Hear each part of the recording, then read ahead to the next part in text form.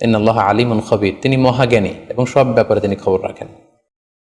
তাহলে কোরআনের দুটি আয়াতের মাধ্যমে আমরা জানতে পারলাম যে আমরা প্রত্যেকেই মৃত্যু স্বাদ আস্বাদন করতে যাচ্ছি, আমরা মরবো এটা নিশ্চিত, কিন্তু কোথায় মরবো, কোন জায়গায় আমাদের মৃত্যু ঘটবে, সংঘটিত হবে, এই ব্যাপারে আমরা কিছুই জানি না।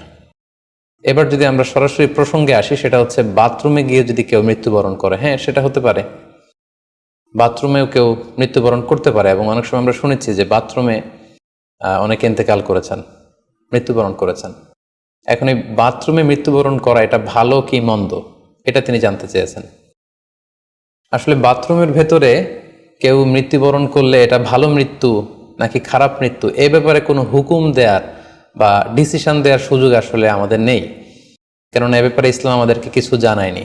কারণ নিছক বাথরুমের ভেতর মৃত্যু যদি হয় তাহলে এটা খারাপ মৃত্যু বা খারাপ সাইন, সে জাহান্নামে যাবে, এরকম কথা বলার কোনো সুযোগ নেই।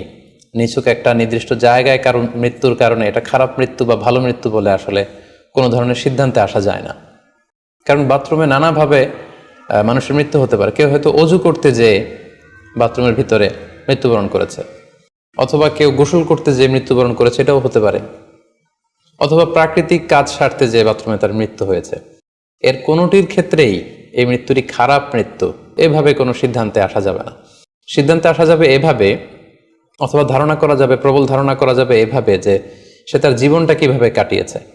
তিনি যদি ইমানের উপর থাকেন, ইস্তেকামতের উপর থাকেন, আল্লাহ এবং আল্লাহ রাসূলের উপর দৃঢ় বিশ্বাসের উপর থাকেন, তিনি যদি সৎ কর্ম করে থাকেন এই পৃথিবীতে, তাহলে তার বিদায়টা, তার মৃত্যুটা ভালো মৃত্যু হয়েছে বলে আমরা প্রবল ধারণা রাখতে পারি। কিন্তু কে জান্নাতি হবে আর কে জাহান্নামী হবে এ ব্যাপারে শুধুমাত্র আল্লাহ তাআলা ডিসিশন দিতে পারেন। এক্ষেত্রে অনেকে একটি হাদিসের মিস ইন্টারপ্রিটেশনের কারণে এই ধরনের ধারণা করে থাকতে পারেন যে হাদিসটি সহিহ বুখারীতে এসেছে। আল্লাহর হাবিব সাল্লাল্লাহু আলাইহি ওয়াসাল্লাম বলেছেন, ইন্নামাল আমালু বিল খাওয়াতিম, অর্থাৎ মানুষের কর্মফল নির্ধারিত হয় তার শেষ কাজের উপর ভিত্তি করে। তার শেষ জীবনটা যদি ভালো হয় তাহলে তার মৃত্যুটা ভালো হয়েছে বলে ধরা হবে। এই হাদিসের মিস ইন্টারপ্রিটেশনের কারণে অনেকে হয়তো ধারণা করতে পারেন যে বাথরুমের ভেতরে কারণ মৃত্যু ঘটলেই সেটা খারাপ মৃত্যু। আসলে ব্যাপারটি এমন নয়।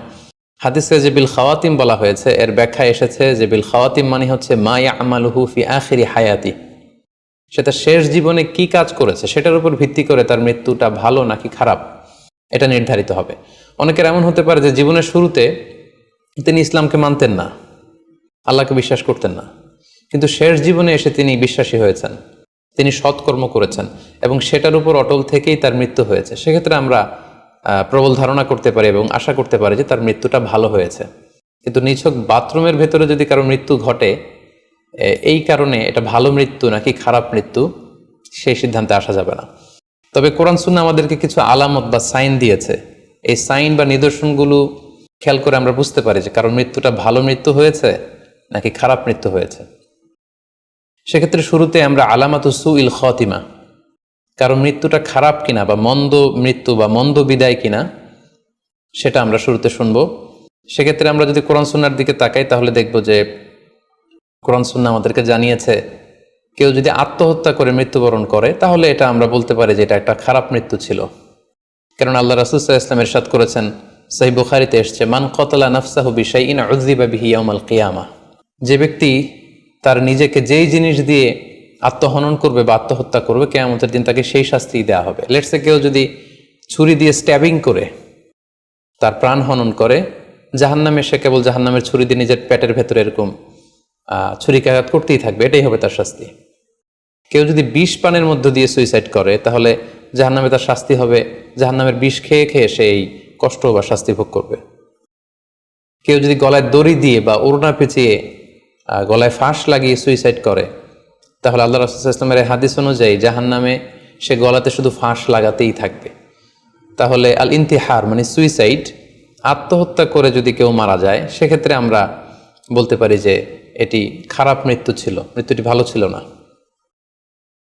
তাছাড়া কোনো ব্যক্তি যদি কবিরা গুনাহ সম্পাদন করা অবস্থায় ইন্তেকাল করে, লেটসে কেউ মদ পান করা অবস্থায় তার মৃত্যু ঘটেছে, কিংবা ব্যভিচার করা অবস্থায় তার মৃত্যু ঘটেছে, কিংবা কারো উপর সে জুলুম বা অত্যাচার করছিল, এরকম বড় কোনো কবিরা গুনাহ সম্পাদন করা অবস্থায় যদি কারো মৃত্যু ঘটে যায় সেক্ষেত্রে বলা যেতে পারে যে মৃত্যুটি খারাপ ছিল। পাশাপাশি বাবা মা যদি কোনো ভ্যালিড কারণে সন্তানের অন্যায়ের কারণে সন্তানের প্রতি রেগে থাকেন এবং ওই অবস্থায় যদি সন্তানের মৃত্যু ঘটে, তাহলে এটি একটি খারাপ মৃত্যু ছিল বলে ধারণা করা যেতে পারে। এবং স্বামী যদি তার স্ত্রীর প্রতি রেগে থাকে কোনো স্ত্রীর অন্যায়ের কারণে, এবং সেই অবস্থায় যদি স্ত্রীর মৃত্যু ঘটে, তাহলে এই মৃত্যুটি মন্দ মৃত্যু বা খারাপ বিদায় ছিল বলে আমরা ধারণা করতে পারি। সবশেষে বলবো যে কোনো ব্যক্তির মৃত্যুতে যদি গোটা মুসলিম উম্মাহ, মুসলিম কমিউনিটি আনন্দ প্রকাশ করে, উল্লাস করে, এটাও ওই ব্যক্তির খারাপ মৃত্যু ছিল বলে ধরে নেওয়া হবে। কারণ সবাই তার অন্যায় থেকে, অত্যাচার থেকে, তার অনিষ্ট থেকে বাঁচার জন্য চাচ্ছিল, তার হাফ ছেড়ে বেঁচেছে। সো মুসলিম উম্মাহ যদি, গোটা মুসলিম উম্মার ভালো লোকরা যদি কারোর মৃত্যুতে আনন্দ প্রকাশ করে, তাহলে তার মৃত্যুটা খারাপ মৃত্যু ছিল বলে ধরে নেওয়া যাবে। এই সমস্ত আলামতগুলো যদি আমরা খেয়াল করি, এগুলোর ভিত্তিতে বলা যেতে পারে যে তার মৃত্যুটা মন্দ ছিল, তার বিদায়টা খারাপ ছিল। এবার আমরা যদি হুসনুল খাতিমা অর্থাৎ ভালো বিদায়, কোনো ব্যক্তি যখন আমাদের থেকে বিদায় নিল, মৃত্যুবরণ করলো, তখন আমরা কিভাবে বুঝবো যে বিদায়টা ভালো ছিল এবং এই লোকটা আশা করি যে জান্নাতি হবে, এটা আমরা কিভাবে বুঝবো? প্রথমত বোঝার মাধ্যম হচ্ছে আন-নুতকু বিশ-শাহাদাতি ইনদাল মাউত। মৃত্যুর সময় যদি কেউ আল্লাহর জিকির করা অবস্থায়, আল্লাহকে স্মরণ করা অবস্থায়, কিংবা শাহাদাত বাণী পাঠ করে যদি মৃত্যুবরণ করতে পারে, তাহলে আশা করা যায় যে এই মৃত্যুটা খুব ভালো মৃত্যু হয়েছে। কারণ আল্লাহ রাসূল সাল্লাল্লাহু আলাইহি ওয়াসাল্লাম সুনানে আবু দাউদের এক বর্ণনায় ইরশাদ করেছেন, মান কানা আখিরু কালামিহি লা ইলাহা ইল্লাল্লাহ, যে ব্যক্তির শেষ বাক্য হবে লা ইলাহা ইল্লাল্লাহ এবং এই কালিমাতুত তাইয়্যিবা, এটা পরে যদি কেউ শেষ নিঃশ্বাস ত্যাগ করতে পারে, তাহলে সে জান্নাতে প্রবেশ করবে বলে আল্লাহ রাসূল সাল্লাল্লাহু আলাইহি ওয়াসাল্লাম আমাদেরকে সুসংবাদ দিয়েছেন। তাহলে মৃত্যুর আগে কালিমা পরে মরতে পারা, এটা একটা সৌভাগ্যের বিষয় এবং এটা একটা ভালো সাইন। পাশাপাশি বিশ্বাসী ব্যক্তিরা, ইমানদাররা যখন মৃত্যুবরণ করে, তখন তাদের কপাল ঘেমে যায়।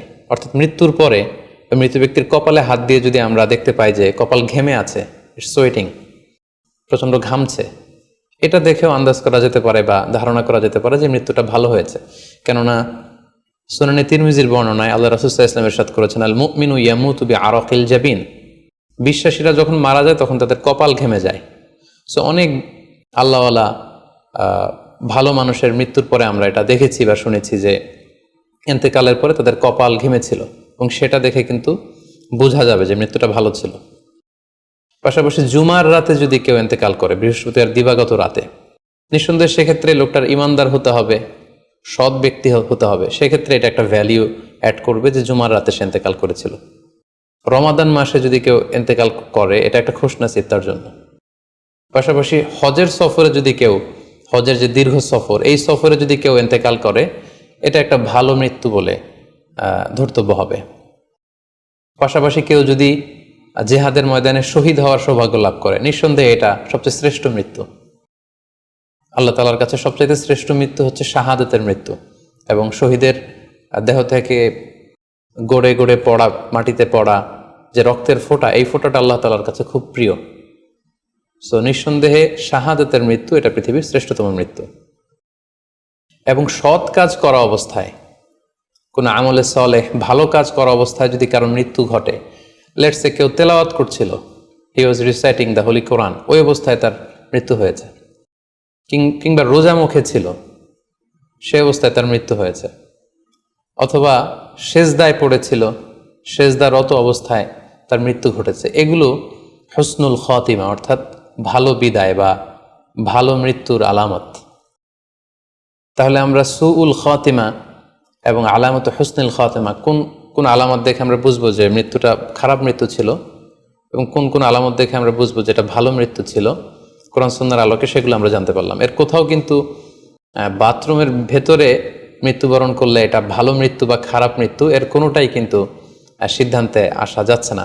সেক্ষেত্রে সেই ব্যক্তি তার শেষ জীবনে কেমন আমল করেছে, তিনি কি ইমানদার অবস্থায় ছিলেন, তিনি কি সৎকর্ম করেছেন, তিনি কি সালাত আদায় করতেন কিনা, এগুলোর উপর ভিত্তি করে তার মৃত্যুটা ভালো মৃত্যু বা খারাপ মৃত্যু সেটা আমরা বলতে পারবো। কিন্তু নিছক কেবল বাথরুমের ভেতরে কারো মৃত্যু হলেই সেটা মন্দ মৃত্যু, খারাপ মৃত্যু, অপমৃত্যু, এরকম ধারণা করার কোনো সুযোগ নেই। আশা করি আপনি প্রশ্নের উত্তর পেয়েছেন।